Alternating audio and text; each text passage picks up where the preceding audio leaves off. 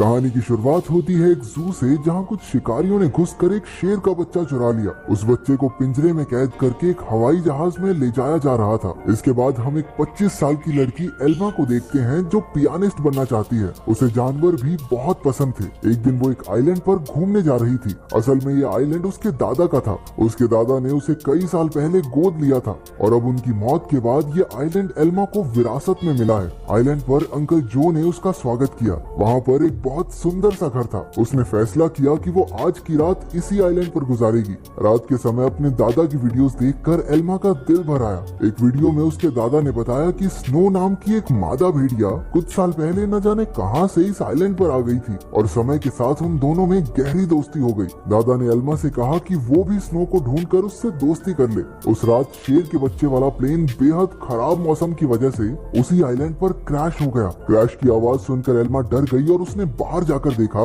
लेकिन वो आइलैंड बहुत बड़ा था तो उसे कुछ नहीं मिला।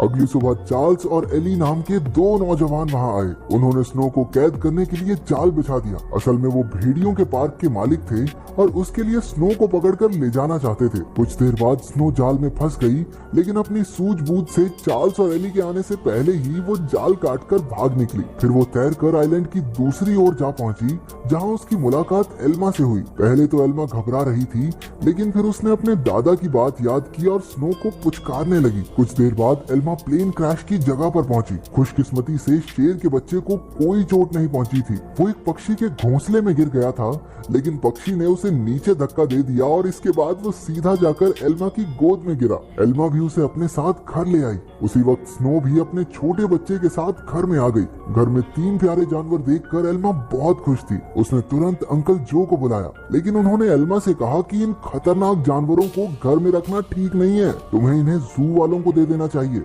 अंकल ने ये भी बताया कि शेर के बच्चे को ढूंढते हुए जू के कर्मचारी वहाँ जरूर आएंगे, और हुआ भी बिल्कुल वैसा ही। अगले दिन एनिमल कंट्रोल वाले वहाँ पहुँच गए। वो जानती थी कि जू वाले कितने बेरहम होते हैं, इसलिए उसने फैसला किया कि वो उन्हें जानवरों के बारे में कुछ नहीं बताएगी। उसने झूठ कह दिया कि उसने किसी शेर के बच्चे को नहीं देखा। घर लौटकर उसने देखा कि स्नो अपने बच्चे के साथ साथ शेर के बच्चे को भी दूध पिला रही थी। उसे बेहद खुशी हुई क्योंकि अब स्नो दोनों बच्चों का ख्याल रख रही थी। जैसे जैसे दिन बीतते गए दोनों बच्चों में दोस्ती बढ़ती रही। एल्मा ने भेड़िए के बच्चे का नाम जैक रखा और शेर के बच्चे का नाम ड्रीमर। उधर अंकल जो को चिंता थी कि ये जंगली जानवर एल्मा को कोई नुकसान न पहुंचा दे, लेकिन इसी तरह कुछ महीने गुजर गए और अब दोनों बच्चे थोड़े बड़े हो चुके थे। एल्मा उन्हें आइलैंड पर घुमाने ले जाती और अपने दादा की मनपसंद जगह पर उनके साथ खेलती भी थी। बदकिस्मती से एक दिन जब एल्मा पियानो के एक ऑडिशन के लिए गई थी, तो पीछे से वो भेड़िए के पार्क वाले आइलैंड पर घुस गए। इस बार वो स्नो को कैद करके अपने साथ ले ही गए।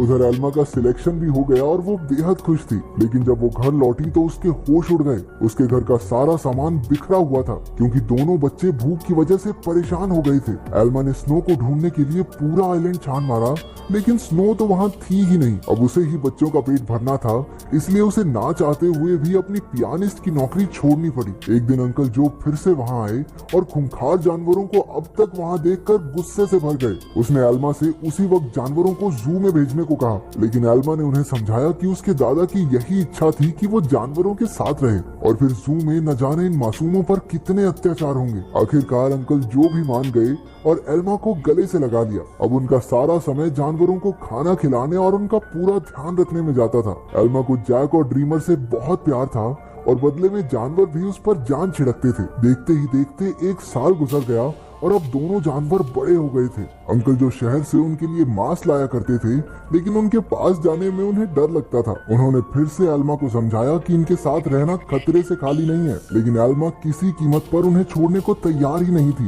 एक दिन एक माँ बेटी कश्ती में आइलैंड के नजदीक आए। उन्हें देखकर जैक उनके पास जाने लगा। जैसे ही एल्मा ने ये सब देखा, वो जैक को रोकने के लिए भागी, लेकिन वो एक पत्थर से टकराकर नीचे गिर गई और उसके सर में चोट लगने की वजह से वो उसी वक्त बेहोश भी हो गई। वो माँ बेटी ये सब नहीं देख पाई और वापस कश्ती में चली गई। कुछ ही देर में जैक और ड्रीमर एल्मा के पास आए और उसे उठाने की बहुत सी कोशिशें की, लेकिन कोई फायदा नहीं हुआ। वो कई घंटों तक जोर जोर से आवाजें लगाकर मदद के लिए पुकारते रहे, लेकिन कोई नहीं आया। जल्द ही रात हो गई और दोनों जानवर एल्मा से सटकर बैठ गए। उन्होंने पूरी रात जागकर एल्मा को गर्माहट दी। अगली सुबह अंकल जो ने एल्मा को कई बार कॉल की, लेकिन कोई जवाब न मिलने पर वो समझ गए कि कुछ तो गड़बड़ जरूर है। वो तुरंत आइलैंड पर पहुंचे। उन्हें लगा कि जरूर इन जंगली जानवरों ने एल्मा पर हमला कर दिया होगा, इसलिए उन्होंने एनिमल कंट्रोल वालों को कॉल कर दिया। लेकिन जब उन्हें एल्मा बेहोश मिली और जानवरों को उसकी रक्षा करते देखा तो उन्हें अपनी इस हरकत पर बहुत पछतावा हुआ। इसके बाद जब एल्मा को हॉस्पिटल ले जाया गया तो डॉक्टर ने उन्हें बताया कि अगर जैक और ड्रीमर ने उसे गर्माहट न दी होती तो शायद वो आज जिंदा न होती। उधर एनिमल कंट्रोल वालों ने जैक को पकड़कर इलाई और चार्ल्स को सौंप दिया। उन्हें एहसास हो गया कि जैक तो स्नो का ही बच्चा है। वहीं ड्रीमर को एलन नाम के एक आदमी को बेच दिया गया जो एक जू चलाता था। एलन बहुत बेरहम आदमी था जो अक्सर अपने जानवरों को पीटा करता था, लेकिन अपने बाप से बिल्कुल उल्टा उसका बेटा रैफा बहुत नरम दिल का था। जल्द ही उसकी दोस्ती ड्रीमर से हो गई, लेकिन कुछ ही दिनों में बेचारे ड्रीमर को कई नशीली दवाइयां देकर सर्कस में करतब करने के लिए मजबूर किया जाता। ड्रीमर ने अब तक की अपनी जिंदगी मजे से आइलैंड पर गुजारी थी, लेकिन इन बेरहम लोगों ने उस पर काफी बुरा असर डाला, इसलिए राफा अक्सर उसके पास उसे शांत करने जाया करता। उधर हॉस्पिटल में एल्मा ने होश में आते ही जैक और ड्रीमर के बारे में पूछा। अंकल जो ने भारी दिल के साथ उसे सब सच बता दिया। जैसे ही एल्मा हॉस्पिटल से बाहर आई वो सीधा एनिमल कंट्रोल के दफ्तर में पहुंची। उसे पता चला कि जैक को तो भेड़ियों के पार्क में भेज दिया है और ड्रीमर को उन्होंने एक सर्कस ग्रुप को दे दिया था। ये सुनते ही वो गुस्से से भर गई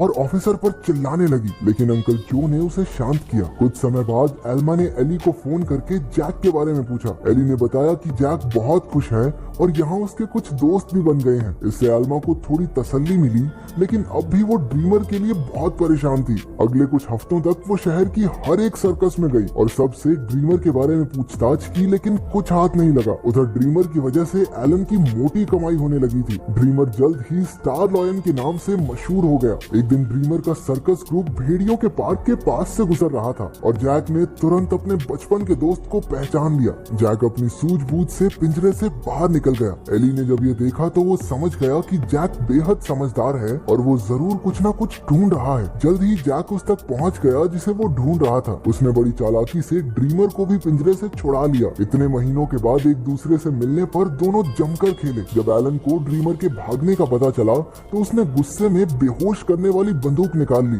उसके बेटे रैफा ने उसे रोकने की बहुत कोशिश की, लेकिन लालची एलन ने उसकी एक न सुनी। हार कर रैफा भी ड्रीमर को ढूंढने एलन के साथ चल पड़ा। एलन ने एली को भी ड्रीमर के बारे में बताया। अब वो समझ गए थे कि जैक और ड्रीमर दोनों साथ ही हैं। इसी वजह से पूरे शहर में हाई अलर्ट जारी कर दिया गया। उस शाम एली ने एल्मा को सब कुछ बताया और कहा कि एनिमल कंट्रोल वाले दोनों जानवरों के पीछे पड़े हैं। ये सुनकर एल्मा घबरा गई, लेकिन एली ने बताया कि उन्होंने जैक के शरीर में एक ट्रैकर फिट किया था। जैक और ड्रीमर की आखिरी लोकेशन एक जंगल के आसपास थी। अब एल्मा और एली ने मिलकर जानवरों को ढूंढने का फैसला किया। उधर दोनों जानवर शहर में खुलेआम घूम रहे थे, इसलिए पुलिस ने शूट एट साइट के ऑर्डर्स दे दिए। बाद में दोनों जानवर फिर से जंगल में पहुंच गए, जहां एलन और रफा ने उन्हें देख लिया। लालची एलन ने ड्रीमर पर अपनी ट्रैंकुलाइजर गन से हमला कर दिया, लेकिन उसी वक्त जैक बीच में आ गया और अपने दोस्त के बदले खुद गोली का शिकार हो गया। बेचारा जैक तो उसी वक्त बेहोश हो गया, जबकि ड्रीमर को वहां से भागने का मौका मिल गया। उसके भाग जाने के बाद रफा ने तुरंत जैक का ट्रैकर हटाकर उसे एक दवाई दे दी, जिससे बेहोशी की गोली का असर खत्म हो जाए। कुछ देर बाद बाप बेटा एक बार में पहुंचे और एली और एल्मा भी एक ट्रैकर के जरिए उन तक पहुंच गए। एलन ने उनसे कहा कि उसके पास कोई ट्रैकर वगैरह नहीं है और उन्हें बाहर भेज दिया, लेकिन समझदार रैफा ने बाथरूम का बहाना बनाकर एली और एल्मा को सब सच बता दिया। वो उन्हें जंगल में ले गया, जहां आखिरकार उन्हें ड्रीमर मिल गया। इसके बाद ड्रीमर उन्हें एक झोपड़ी में ले गया, जहां जैक आराम कर रहा था। खुशकिस्मती से उसे सही टाइम पर होश आ गया था, लेकिन तभी उन्हें पुलिस के आने का शक हुआ तो एल्मा ने दोनों जानवरों को खुफिया रास्ते से भगा दिया। अब आइलैंड तक पहुंचने के लिए उन्हें सिर्फ एक नदी पार करनी थी। पुलिस से बचने का एक यही रास्ता था, लेकिन वहाँ कोई कश्ती नहीं थी, इसलिए सबको तैर कर ही जाना होगा। जैक तो उसी वक्त फुर्ती से नदी में तैरने लगा, लेकिन ड्रीमर पानी से डरता था। एल्मा ने उसे हिम्मत देने की बहुत कोशिश की, लेकिन ड्रीमर वापस जंगल की ओर मुड़ गया। जैसे ही जैक और एल्मा तैर रहे थे, उन्हें बंदूक चलने की आवाज सुनाई दी। इसका मतलब ये था कि ड्रीमर अब इस दुनिया में नहीं रहा। आइलैंड पर पहुंचकर एल्मा फूट फूट कर रोने लगी, लेकिन ड्रीमर अचानक उसके सामने आ गया। असल में वो जंगल में पुलिस वालों को भटकाने के लिए गया था। उसे जिंदा देखकर सभी खुशी से झूम उठे।